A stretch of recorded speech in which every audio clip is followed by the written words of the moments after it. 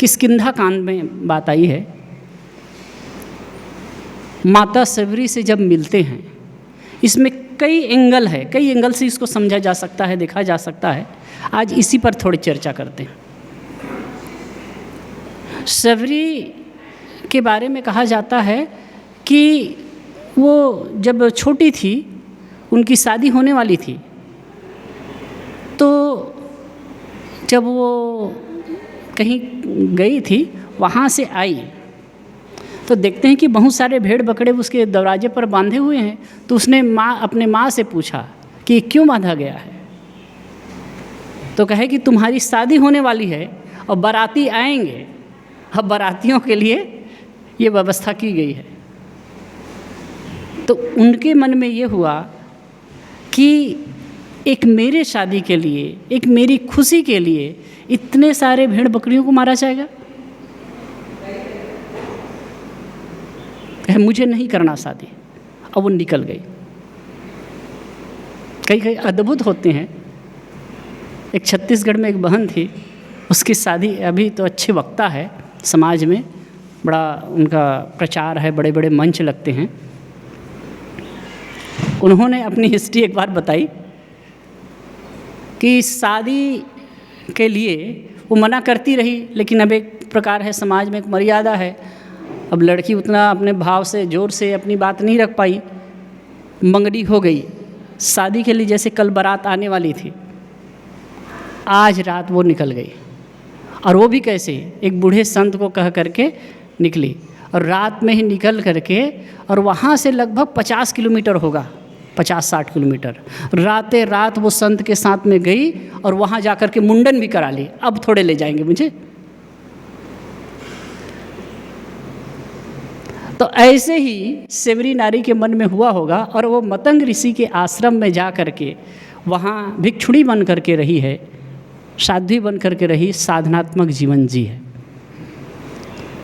और यदि रामायण की कथा के अनुसार हम देखें तो एकदम वो वृद्ध हो चुकी थी, तब श्री रामचंद्र जी का दर्शन हुआ। रामायण में उनका और श्री राम जी का वार्तालाप है, बहुत महत्वपूर्ण है। मतलब एक प्रकार से ना, रामायण में प्रकाश स्तंभ की तरह वो खड़ा है। नवधा भक्ति की जो चर्चा है, बड़ा ही महत्वपूर्ण है। एक तो श्री रामचंद्र जी माता शबरी के यहाँ जाते हैं, और वो किस जाति की थी? भिल्ल। और उनका मान रखती है, अब माता कह के संबोधित करते हैं। फिर आपस में चर्चा होती है। मैं वाल्मीकि रामायण के अनुसार देख रहा था तो बड़ा अच्छा लगा। उन्हें पूछते हैं कि क्या आपने जो ये साधना का जीवन अपनाया है, तपस्या का जीवन अपनाया है, तो क्या इसमें आप सफल हैं? रामचंद्र जी पूछते हैं, क्या आप ये जीवन अपनाए इसमें सफल हैं?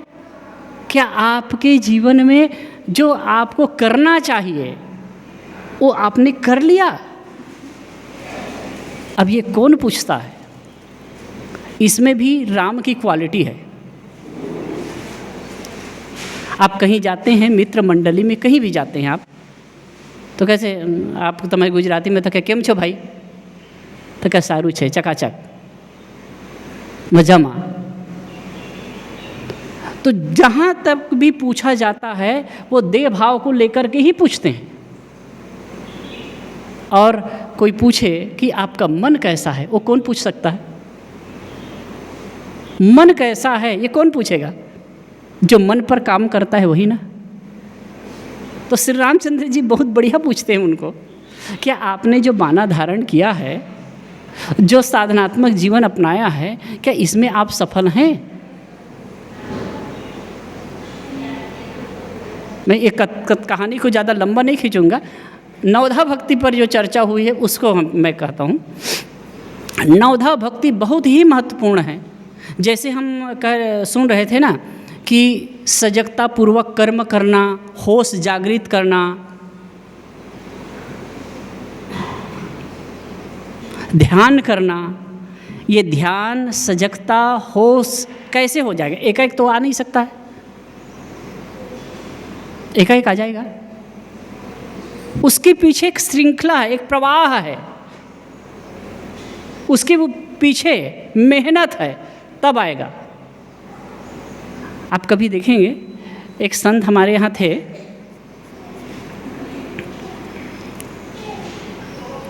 देखते देखते उनकी आँख की ज्योति चली गई। दर्शन साहब ऐसे वहाँ बैठे थे इसी समय लगभग, कहे साहब मुझे नहीं दिख रहा है, कहे 10-1 बजे, कहे मुझे कुछ नहीं दिख रहा है। तो हम कहे कि कैसे वैसे हो सकता है। फिर वो जो चले तो ऐसे पकड़ करके चलने लगे, और 1-2 दिन लगभग रहा ये, 2 दिन तक के। तो उस समय अरविंद भाई आए थे और वहाँ पर वो टिक करके खड़े थे और बिल्कुल ऐसे, अब दिख ही नहीं रहा है तो फिर आँख तो खुली है लेकिन देख तो नहीं पा रहे हैं। तो अरविंद भाई आए, उनके तरफ देख करके नमस्कार किए। तो अरविंद भाई बताते हैं क्या सोच रहे थे कि वो ध्यान कर रहे हैं और वो देख नहीं पा रहे थे। अब बिल्कुल सहज, बिल्कुल सहज। तो उसको कई बार चर्चा भी करते हैं कि जैसे कुछ हुआ ही नहीं है, कुछ हुआ ही नहीं है, अब देखे रहे हैं, सहज हैं। तो इसके पीछे कमाई होती है, और यही कमाई के लिए इस जो प्रसंग में जो बात आई है बहुत ही महत्वपूर्ण है। नवधा भक्ति, नवधा भक्ति कहो तो ही पाही, सावधान सुन धर मन माही। रामचरितमानस के अनुसार मैं कहूँ तो उसमें सबरी ने कहा है कि कही विधि स्तुति करो तुम्हारी, अधम जाति जड़ मति में भारी, अधम ते अधम अधम अति नारी, तहिते मैं मति मंद गमारी। वो कहती है कि मैं एकदम निम्न जाति की हूँ जैसे मान्यता है, अब उसमें भी नारी हूँ, मैं पढ़ी लिखी नहीं हूँ, मैं किस प्रकार आपकी स्तुति करूँ। तो श्री रामचंद्र जी ने उसका उत्तर बहुत बढ़िया दिया है, या फिर कवि ने उनको दिलवाया है। जाति पाति कुल धर्म बड़ाई, धन बल परिजन गुण चतुराई, भक्तिहीन नर सोहें कैसे, बिन जल बारिद देखें जैसे। जाति पाति कुल धर्म बड़ाई, कोई जाति में उच्च जाति का हो, पंक्ति पावन हो, कुल उच्च कुल का हो, धर्म में भी धर्मवान हो, जाति पाति कुल धर्म बड़ाई, धन बल परिजन गुण चतुराई, धन भी हो, परिवार भी हो, सब कुछ से संपन्नता हो, लेकिन भक्तिहीन नर सोहें कैसे, बिन जल बारिद देखें जैसे। भक्तिहीन मनुष्य वैसे ही अशोभनीय है जैसे आकाश में बादल तो छाए लेकिन उससे पानी की बूंद एक भी न गिरे। और कहा है कि हे सबरी, तुम्हारे अंदर तो सब कुछ है, भक्ति के सभी गुण हैं। फिर आता है पहली बात है, पहली भक्ति की चर्चा करते हैं, प्रथम भक्ति संतन कर संगा। पहली भक्ति क्या है? प्रथम भक्ति संतन कर संगा। रामचंद्र जी ने ये नहीं कहा है कि पहली भक्ति मेरी उपासना करो, क्या कहा? प्रथम भक्ति संतन कर संगा। पहली भक्ति है संतों का संग करना। संत जो अच्छे विचार से हैं, जिनका अच्छा विचार है, जिनका अच्छा व्यवहार है, जिनके अच्छे कर्म हैं, वो संत हैं। ऐसे लोगों का संग साथ करिए, क्योंकि जैसी हमारी संगत होती है वैसे ही हमारे गुणों की वृद्धि होती है, वैसे ही गुण का जागरण होता है। इसलिए कहे अच्छे लोगों का संग करो। हमारे एक संत हैं, वो साधु की परिभाषा बहुत बढ़िया कहते हैं। साधु एटले गुड मैन, अच्छा आदमी, जिनके विचार और व्यवहार अच्छे हैं। ऐसा नहीं कि साधु मतलब है कि लाल कपड़ा वाला, कि पीला कपड़ा वाला, कि नीला कपड़ा वाला, कि हरा कपड़ा वाला, कि अमुक कपड़ा वाला, कि बिना कपड़ा वाला, ऐसा नहीं है। संत या साधु का मतलब है जिनके विचार अच्छे हैं, जिनका व्यवहार अच्छा है, ऐसे लोगों का संग साथ करो तो आपके अंदर भी उनका प्रकाश आएगा। इसलिए कहा प्रथम भक्ति संतन कर संगा। पहली भक्ति है संतों का संग करो। जब हम अच्छे लोगों की संगत करते हैं तो हमारे जो नेगेटिव थॉट्स हैं, गलत विचार हैं, वो दूर होते हैं। जहाँ तक आप सबको अनुभव है, जैसे आप आश्रम में इंटर करते होंगे या यहाँ आकर के बैठते हैं, तो वैमनस्यतापूर्ण विचार, क्रोध के विचार, काम के विचार या और भी अनेक प्रकार के विचार एकाएक नहीं आ सकते। किसी महात्मा के पास बैठ के आएंगे क्या? किसी उपलब्ध पुरुष के पास, किसी बुद्ध के पास में बैठेंगे तो आपके अंदर वैसे विचार आएंगे क्या? कोई सामान्य साधक हो, उनके पास में भी बैठेंगे तो ऐसे विचार आएंगे ही नहीं। इसका असर है। इसीलिए कहा कि अच्छे लोगों की संगत करो। प्रथम भक्ति संतन कर संगा। संत बहुत ऊंचा शब्द है। संत सत शब्द से बनता है। सामान्य ढंग से देखें तो जो सत्य में स्थित है वो संत, और गुरुदेव जी की भाषा में कहें जो दुखी नहीं होता वो संत। जो दुखी नहीं होता वो संत, और जो जितना ये दुख से पार है। कौन सा दुख? कई बार आप लोग सुनते होंगे प्रवचन के दरमियान कि भाई दुख है। अभी बापू कह रहे थे ना, दुख है दुख है दुख है। समझ ही नहीं आता है क्या दुख है।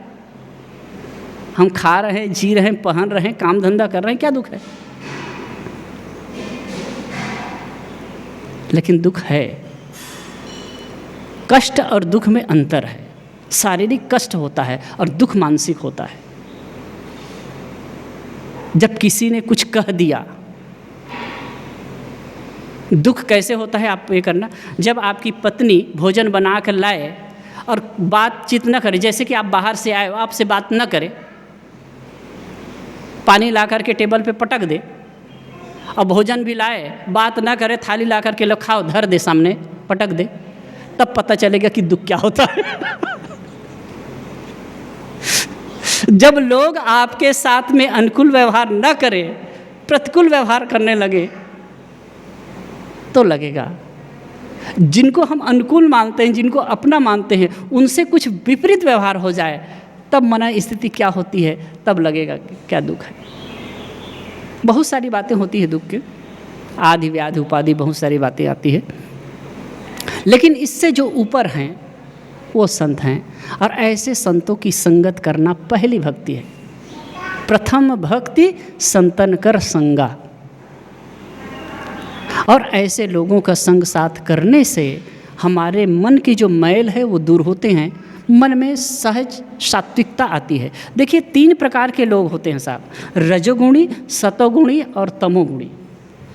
तमोगुणी व्यक्ति के संग में रह करके, उसके पास जा करके आपका सत्वगुण विकसित नहीं होगा, ये समझ लीजिए।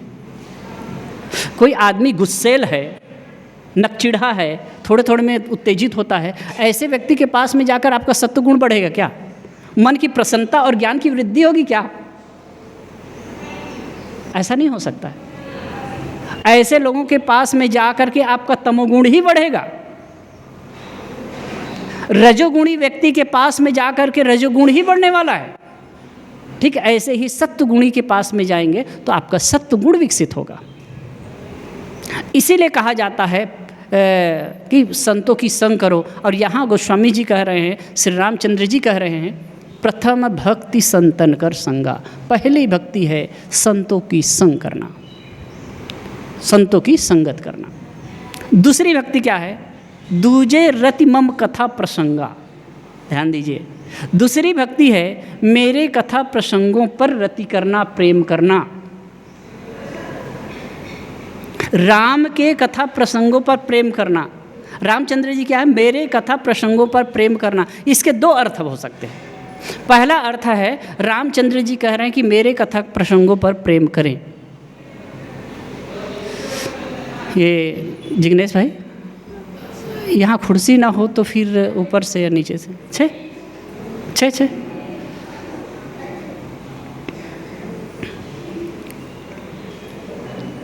बैठ जाए। बोलो सद्गुरुदेव की जय। 2 अर्थ बनेंगे। मेरे कथा प्रसंगों पर प्रेम करना मतलब श्री रामचंद्र जी के आदर्श गुण युक्त जो कथा है उस पर प्रेम करना।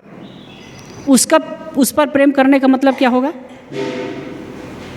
वैसे तो कितने लोग हैं राम से प्रेम करने वाले, कितने लोग हैं, है ना? हाथ ऊपर करिए तो कितने लोग हैं राम प्रेम करने वाले? बस इन्हीं को नहीं बोल रहे हैं आप लोग, फिर नहीं है, फिर दूसरे लोग। होगा क्या यदि हम राम पर प्रेम करते हैं, राम के कथा प्रसंगों में प्रेम करते हैं, तो क्या होगा जानते हैं? उनके जो जीवन के आदर्श है वो हमारे जीवन में आना चाहिए।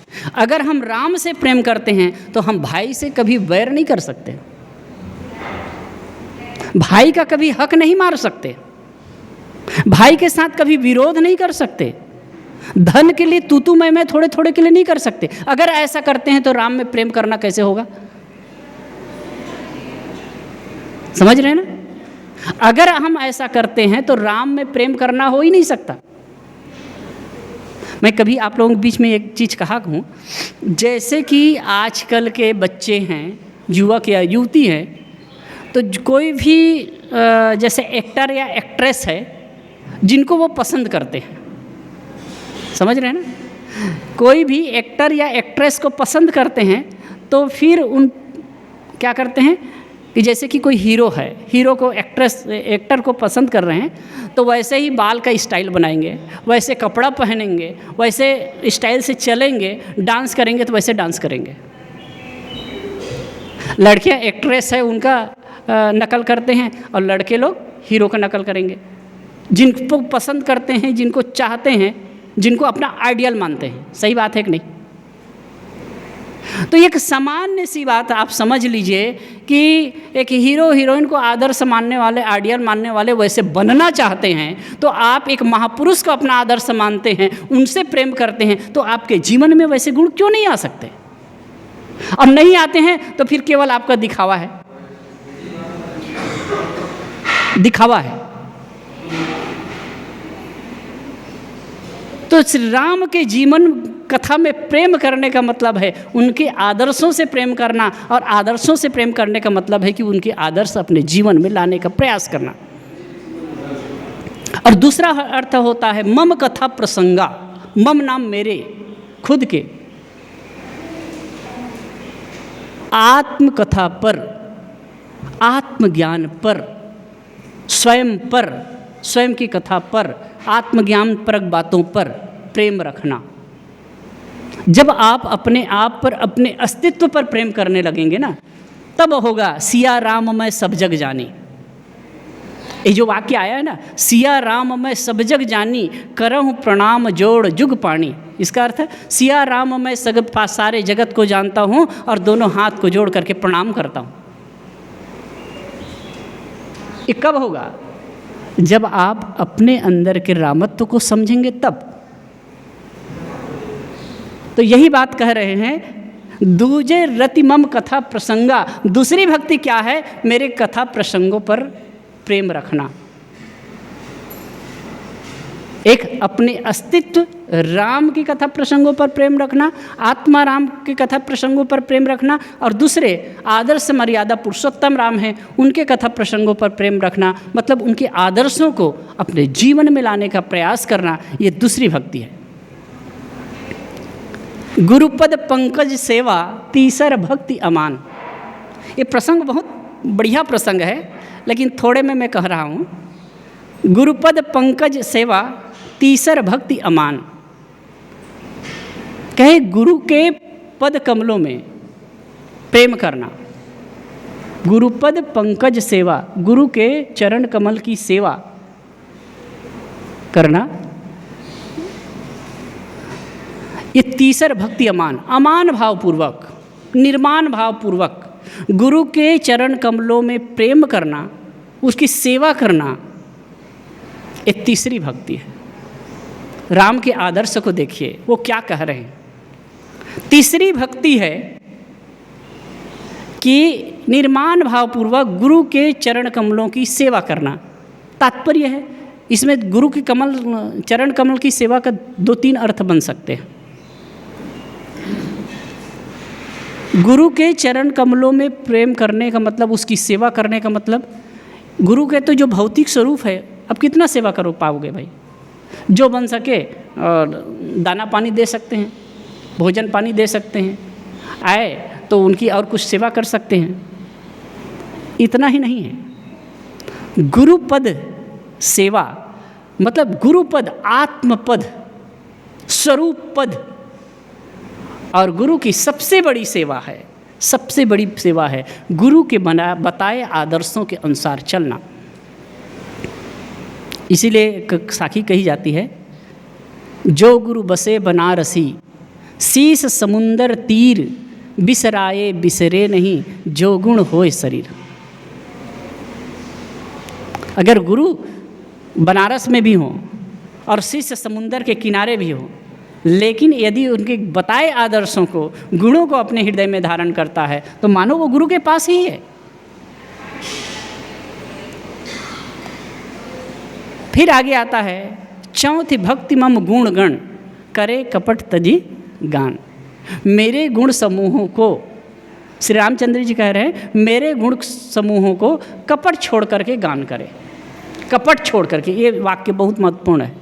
कपट को छोड़ करके मेरे गुण समूहों की गान करे। कपटी आदमी, छली आदमी कभी सत्य तक नहीं पहुंच सकता है। छली आदमी कभी वास्तविकता को नहीं जान सकता है। अब इसीलिए कहते हैं कपट छोड़ करके गान करे। राम के आदर्श गुणों की चर्चा करे।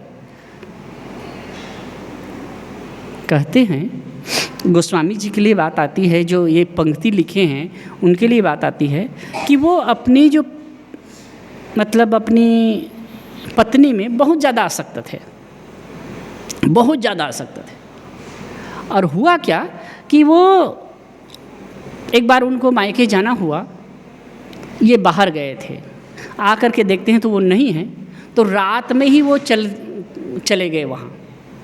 और नदी क्रॉस किए तो नदी जो कहानी है, नदी जब पार किए, नदी में बाढ़ थी, तो वो नदी कैसे क्या क्रॉस किए, मुर्दा था,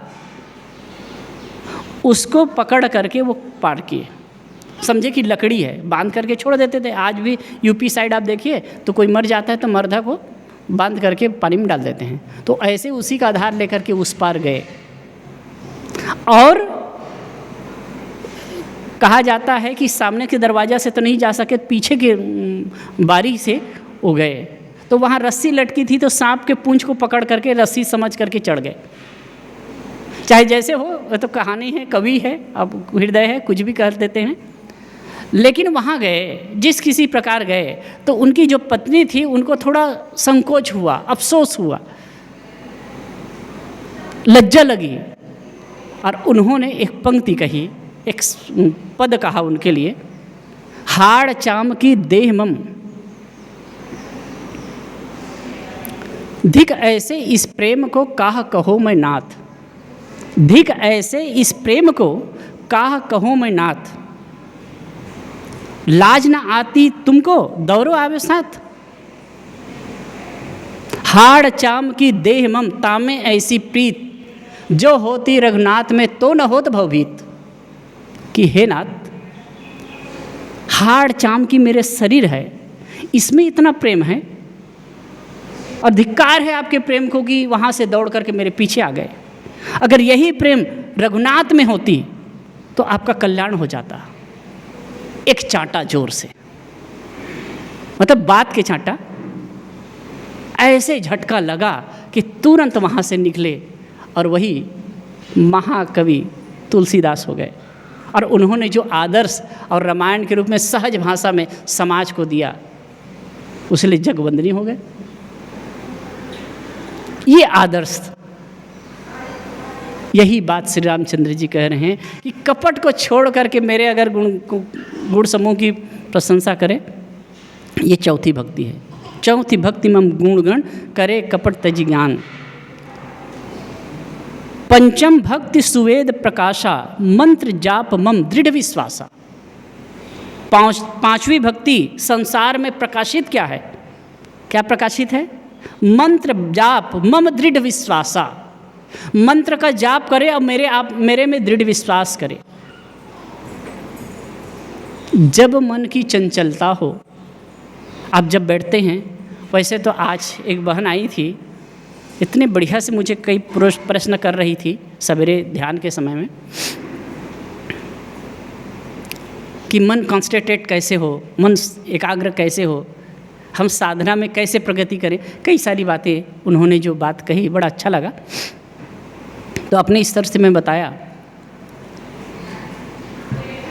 मंत्र जाप, ऐसे कुछ मंत्र होते हैं, ऐसी कुछ बातें होती है, आप उसको मन में जब दोहराते हैं, रिपीट करते हैं,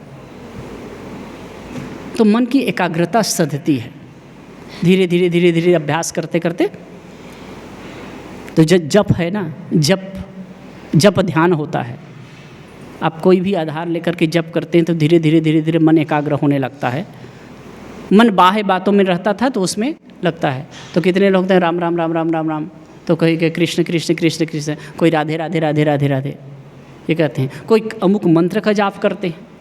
यह भी स्थूल मन को, चंचल मन को नियोजित करने के लिए एक माध्यम है।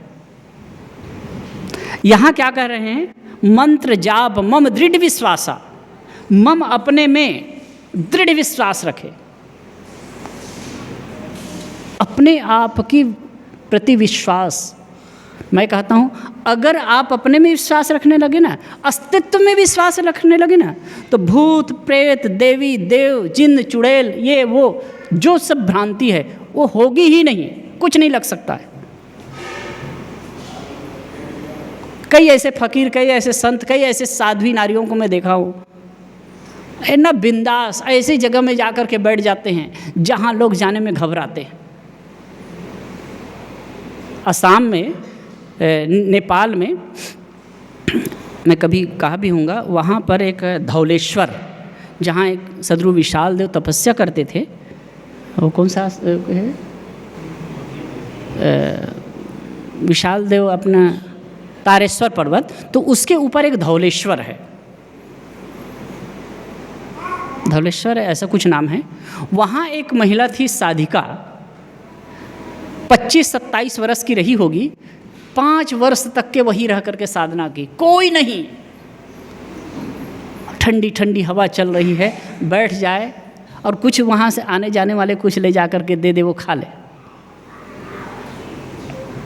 एक माता जो बिहार, बंगाल और उड़ीसा के बॉर्डर में रही, साधना की, 20 साल तक के वो वहाँ रही, कोई नहीं, जहाँ शेर और हाथी आते थे, अकेली रहती थी। पहले कुटिया बना करके रखी थी, झोपड़ा, कभी कभी हाथी गिरा देता था तो एक सज्जन ने जो कलकत्ता के थे उनके लिए पक्का भवन बना दिए, पक्का रूम बना दिए, उसमें रहती थी, अकेली महिला रहती थी। अपने आप पर दृढ़ विश्वास, ठीक है, मम दृढ़ विश्वासा, मंत्र जाप मम दृढ़ विश्वासा, मंत्र जाप करे, किसी नाम जाप करे, किसी ग्रंथ का पठन करे, लेकिन अपने आप पर पूर्ण विश्वास हो। कई बार तो होता है कि हम किसी महापुरुष को मानते हैं, किसी को भगवान या परमात्मा करके मानते हैं, लेकिन फिर भी मन ऐसा ऐसा होता रहता है, कहीं भूत लगता है, कहीं प्रेत लगता है, कभी जिन चुड़ैल लगता है, अनेक प्रकार की बातें होती है। थोड़े थोड़े में आप घबराते हैं, थोड़े थोड़े में आप डरते हैं। क्यों? जब आपका अस्तित्व राममय है, जब आपके अंदर में वह बैठा हुआ है, तो क्या डरना। थोड़े में मैं बात विराम लूँ। सटदम सील विरति बहु कर्मा, निरत निरंतर सज्जन धर्मा। सठवीं भक्ति क्या है? सटदम सील विरति बहु कर्मा, सील का पालन करे और बहुत कर्मों से अपने आप को हटा ले। मतलब गलत कर्मों से अपने आप को हटाए और सील सदाचार का पालन करे, ये श्री रामचंद्र जी कह रहे हैं। और निरत निरंतर सज्जन धर्मा, और निरत लीन होकर के निरंतर लगातार सज्जन धर्म में अपने आप को लगाए रखे, निरंतर अपने आप को सज्जन धर्म में लगाए रखे, बहुत सारे कर्मों से अपने आप को बचाए। आदमी कभी कभी होता है क्या है, भौतिकता की चकाचौंध में पड़ करके ये चाहिए वो चाहिए, ये करूँगा वो करूँगा। एक युवक से मिलना हुआ, इतना वो फैलाव कर रहा है, इतना कहे कि ये घर भी करूँ वो करूँ, और उनको खाने के लिए भी चैन नहीं। फ़ोन पर फ़ोन, एक फ़ोन आए दूसरा फ़ोन उठाए। मैं कहा भैया ये भी क्या ज़िंदगी है। कर्म की आवश्यकता है। देखिए जीवन आपका कर्म प्रधान है और जीवन भौतिक है, तो भौतिक जीवन के लिए भौतिक सामग्री की आवश्यकता है, तो कर्म करना है। और आप हैं, आपका घर परिवार है, समाज है, आपके पीछे श्रृंखला है, तो उसके लिए आपको करने की आवश्यकता है। लेकिन कितना आप उसमें भी स्पेस दीजिए, क्योंकि आजकल करते करते काम धंधा करते करते भी एक समय ऐसे आएगा कि अचानक इस संसार को छोड़ करके चल देना होगा। सब कुछ यहीं धरा का धरा रह जाएगा। लेकिन एक चीज़ याद रखना, जो कुछ भी आपने संस्कार इकट्ठा किया वही आपके साथ जाने वाला है। एक चीज़ कहते हैं ना कि बच्चा खाली हाथ आता है और मनुष्य खाली हाथ जाता है। मनुष्य खाली हाथ आता है और खाली हाथ जाता है। लेकिन यह बात उतनी सच नहीं है। कुछ लेकर के आता है और कुछ लेकर के जाता है। क्या? वो संस्कार, अपना कर्म संस्कार लेकर के, अपना प्रारब्ध लेकर के आता है और कर्म संस्कार लेकर के जाता है।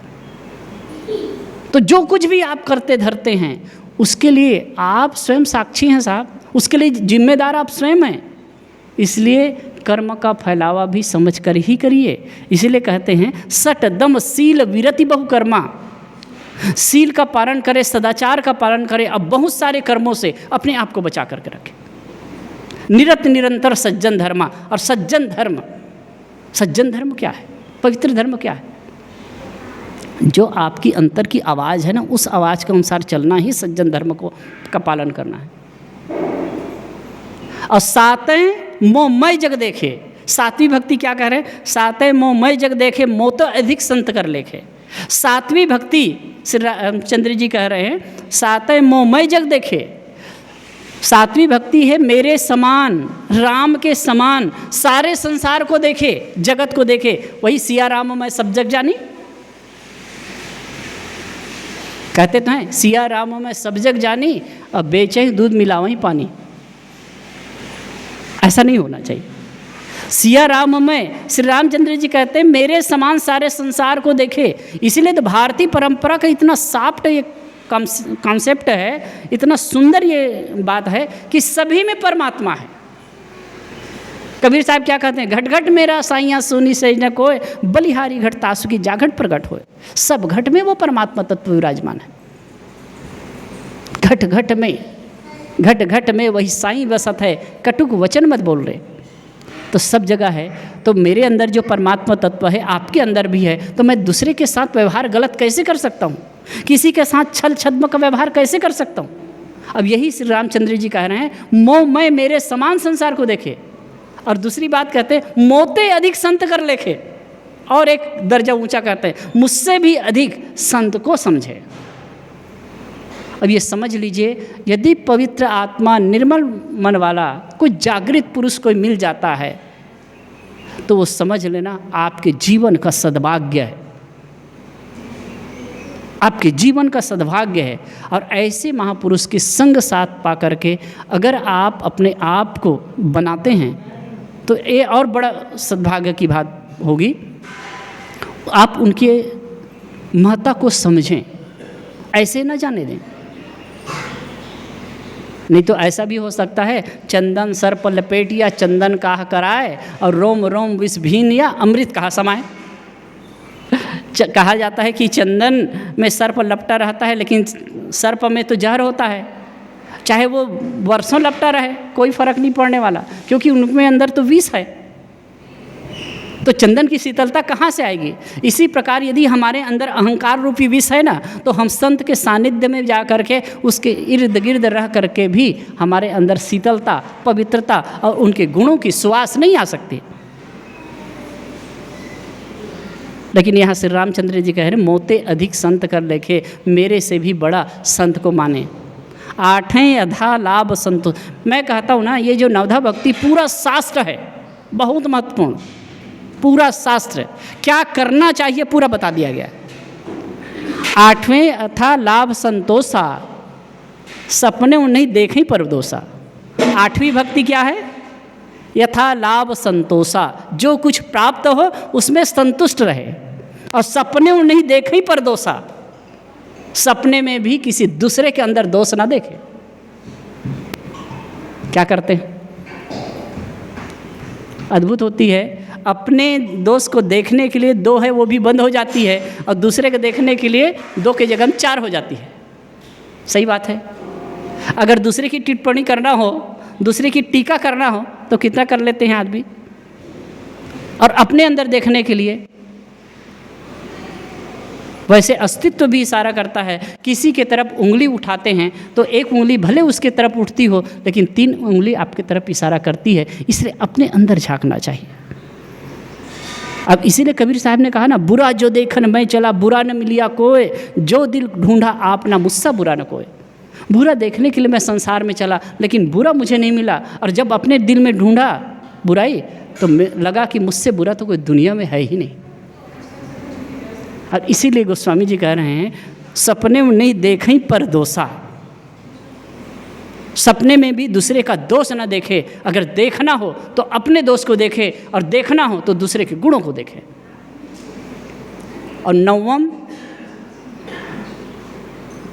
सबसे छलहीना मम भरोस ये हर्ष न दीना, सभी से छल रहित रहे और अपने आप पर भरोसा रहे, और हृदय में हर्ष और विषाद न लाए। बहुत गहरी बात है, बहुत गहरी बात। 9वां, सबसो छलहीना, सबसे छल रहित रहे। किसी के साथ भी व्यवहार करे तो छल रहित व्यवहार करे, बाहर कुछ अंदर कुछ, ऐसा ना करे।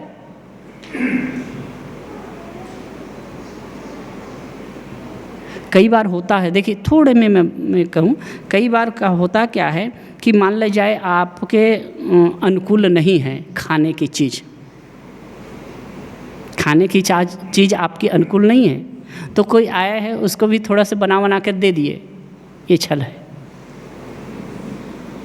एक जगह मैं गया था तो बहन मुझे कर रही थी, तो मैं कहूँ आप नहीं खा सकते उसे दूसरे कैसे खिला सकते हो। अब उनके काम करने वाले ने मुझे कहा तो मुझे दुख लगा। मैं उस बहन को कहा कि जो आप नहीं खा सकते उसे दूसरे कैसे खिला सकते हो। ये छल शोभा नहीं देता आपको। अगर नहीं खाने योग्य है फेंक दीजिए। इसलिए कहीं कहा जाता है सास नहीं तो बहू और बहू नहीं तो कहू। खुद ना खा सके तो बहू खिला दो और बहू ना खा सके तो फिर कहीं दे दो। ऐसा नहीं होना, छल ना हो।